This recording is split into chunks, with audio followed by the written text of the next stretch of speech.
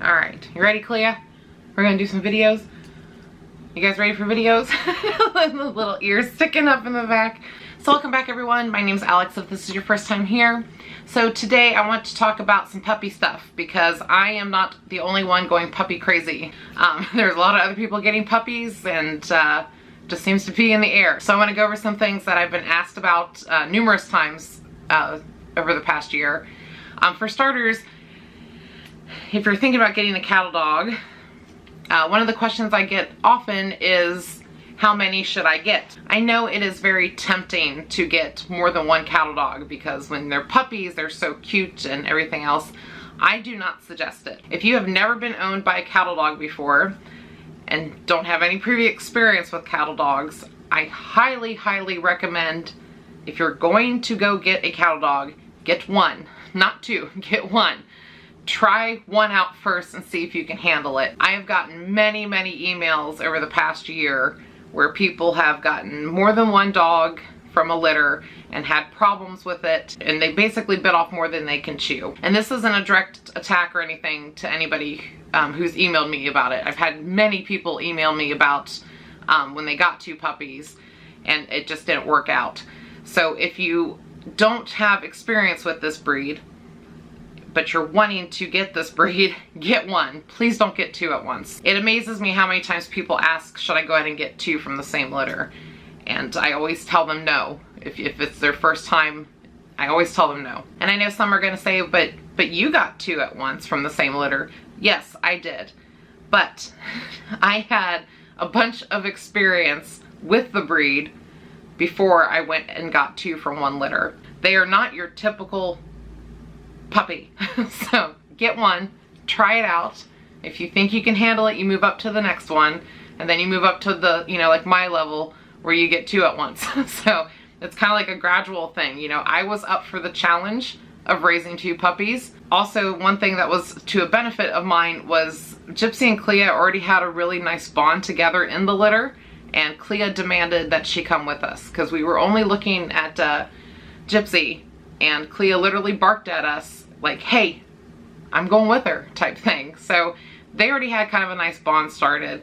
There was no weird things that with the way they were interacting with each other within the litter. So, and that's how we took both home. People make the misconception like, oh, if I get, more than one puppy, they'll have each other to play with and, it'll be easier on me.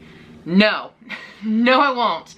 None whatsoever. The thing you gotta remember with cattle dogs, they want to be with you.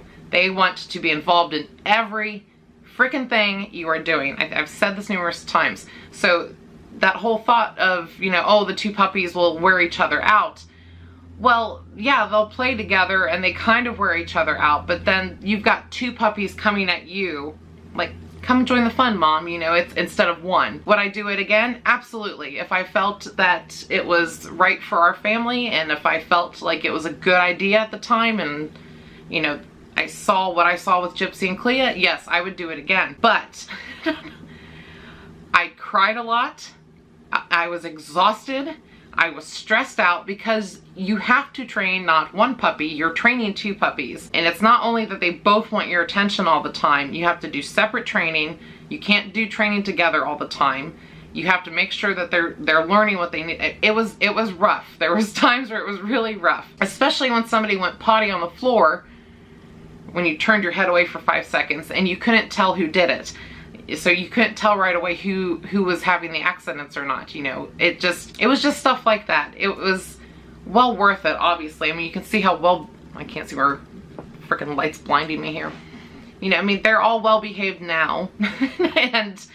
But at the time it was very stressful. So really, really think about if you really have enough time and energy and dog handling knowledge to raise two puppies. That's why most trainers tell people to get one puppy, because one puppy is hard enough. One cattle dog puppy is 10 times the amount of energy and crazy as a normal puppy. Not that cattle dogs aren't normal, you know what I mean.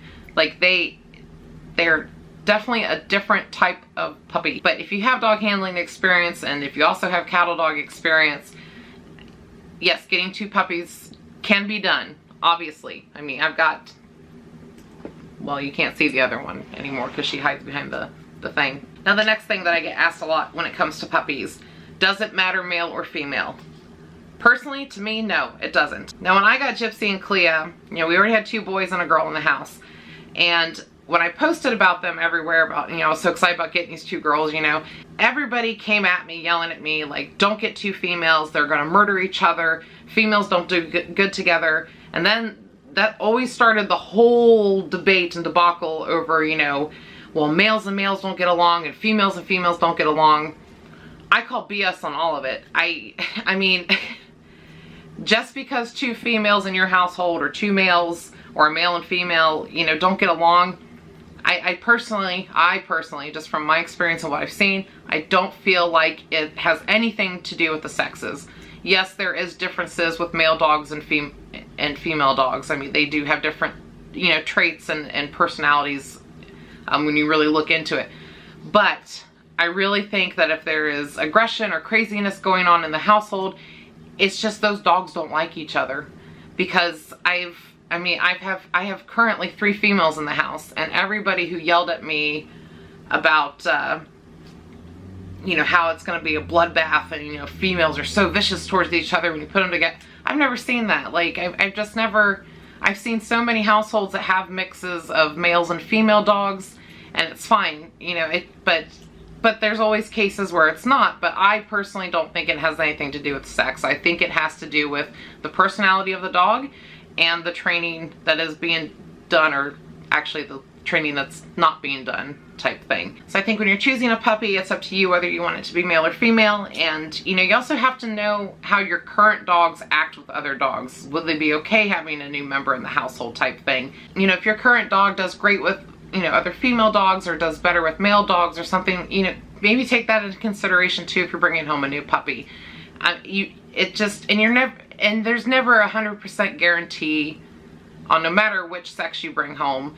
If that sounded weird, but you don't know how things are going to turn out until they turn out. There's always all these what ifs when you're bringing home a new animal to your current animals. So the last thing I want to talk about today, which if I haven't already pissed somebody off with the sexes don't matter thing, I'm probably going to do it on this one. Littermate syndrome. I get asked about littermate syndrome constantly. And let me just read you, I'm going to read the definition real quick. So littermate syndrome, also known as sibling aggression or littermate aggression, is a non-scientific anecdotal term that refers to a whole host of behavioral issues that tend to present when canine siblings are raised in the same household beyond the normal 8 to 10 weeks of age, when puppies are usually placed in homes. So that's the definition. So I'm going to point out one thing to start off with. It literally says it is a non-scientific term, okay? It's non-scientific. So, sorry, I'm trying to, like, this topic pisses me off so much. Because when I got the girls, not only were people yelling at me online about, you know, I'm gonna have a bloodbath between the 2 because they're females. I also had people telling me, don't do it, you're gonna give them littermate syndrome. Now, again, I worked in the industry for a really long time, and this was the first time I had ever heard the term. I was like, what is littermate syndrome? You know, I'm like, what the hell is this, you know? It's not real. Like, I asked the breeder if she had ever heard of it. She looked at me like I had 3 heads. Like, she probably thought I was the dumbest woman ever asking about it. Because she had plenty of litter mates that have gone off to homes and lived perfectly happy lives together. I even asked my veterinarian about it when I think I took somebody in before we got the girls. I was like, have you ever heard of this? Is this something I should be concerned about, or is this an internet thing? And she laughed at me like she always does and said, stay off the internet. As far as I know, that there's no studies being done on it. There's no, and again, like the definition says, there's no scientific reasoning to believe that this is a thing. It just irks me so bad because it's like you're giving your dog a condition that it doesn't have. Like, so yes, can puppies bond together? Absolutely. They can become codependent on each other. So that's another thing. If you're planning on getting 2 puppies, You have to train separately. You have to. You can't just let them go off and do whatever they want by themselves, you know, having a party together, because they're going to look to each other for guidance. They're not going to look to you. You have to do separate training. You have to be involved so much with 2 puppies. It's unreal. Like I even started seeing Gypsy and Clea start to become slightly more dependent on each other than they should be.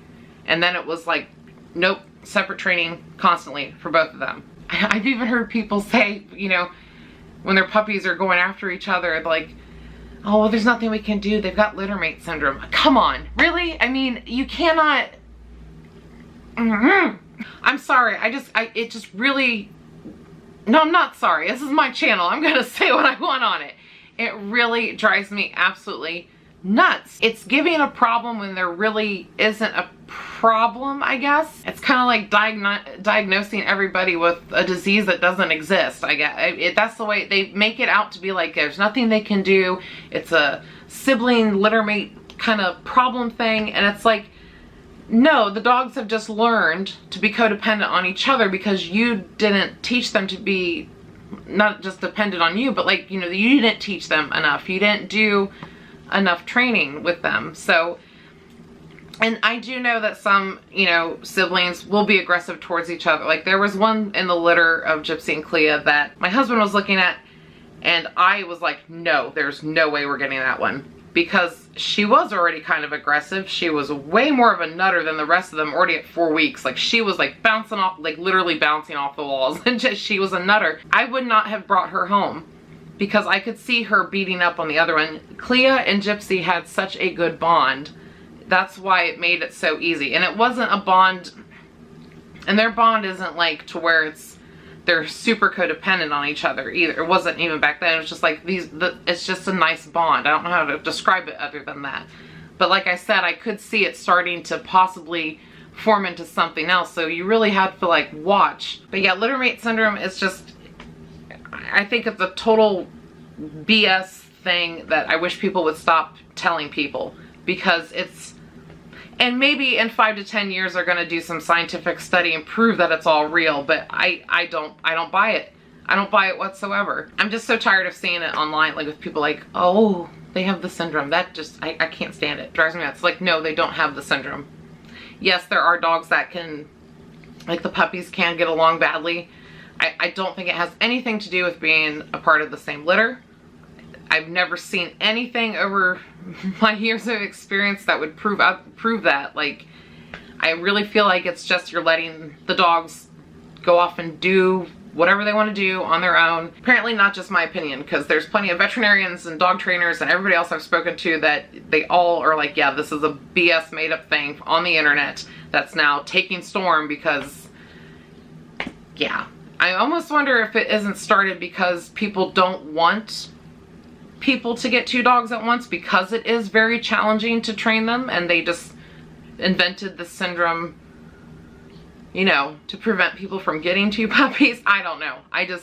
It drives me crazy. And cattle dog or not, there's a lot that goes into making multiple dogs live happily and work well in a household. It is not always sunshine and roses. I mean, there's piffs that happen. Sometimes there's retraining that needs to happen, you know, and then, you know, other times it's just all smooth sailing and it's 100% almost like perfect heaven. And then somebody has to go mess it up and do something stupid one day, and then it's all over again. So there's a lot that goes into multiple dogs. But again, that is just my opinion based off of my life experience. So you can take it, leave it, whatever with it. My channel, I say what I want. So but seriously, cattle dogs are an intense breed to raise. They're worth it once you get through all their puppy stages, but yeah, it's intense. It's not a, I'm not lying, it's not a joke. Like, it's, and 2 nutters at once was, whew, man, like, I just now Sully's litter, I was tempted to get more than 1, very tempted, but I was just like, man, I wasn't feeling it. You know, it's like I just want him. Like, I feel tired enough as it is. So I'm back. Hello. Hi. What are we doing today? We're thanking peoples. You mean Kimberly and TC? Yes. Thank you for coffee! Coffee's good. Yes, we're very appreciative of your donation. Thank you for the coffee. Thank you! So how are you today? I'm good. I'm a little bit anxious. Why are you anxious? Sully's coming soon! Sully's coming soon. Oh my god! In about 24 hours, or Yes. no, 48 hours. Wait! Something just went in my eye. Sorry, my fuzz. Question. Answers. Do cat or dog puppies drink coffee? No, they do not drink coffee. Okay. All for us. It's all I was for so us. scared! Okay. But no, you don't have to worry. All the coffee's for us. Yes. Yes. Thank you, Kimberly and TC, for coffee. Coffee good. Yeah. Yes, thank you guys so much for your donation. And remember, if anybody would like to donate to the channel, you can find the link down below. And Fergus here will come on and thank you in person. Yes. Wait a minute, I'm on a video. If you What do you leave, mean in person? well, in person on the video, like, he'll thank you personally. Is that better? Yes. Yes. He'll thank you personally in the next video as long as you leave your name on the donation. Anyway, guys, thank you so much for watching. As always, remember to click all the buttons, comment down below. It helps the algorithmic things of YouTube. So that's the way I say it. YouTube magic. YouTube magic. Yeah. Anyway, we'll see you guys next time. Bye. Bye. So picky. This is going bloopers, isn't it? No. Oh, hear my real voice. Hello! I don't always have to have bloopers with Fergus. Yes, you do. Well, then you better be funny. Something behind. Oh. Blubber. Entertain us. Entertain me. Are you not entertained?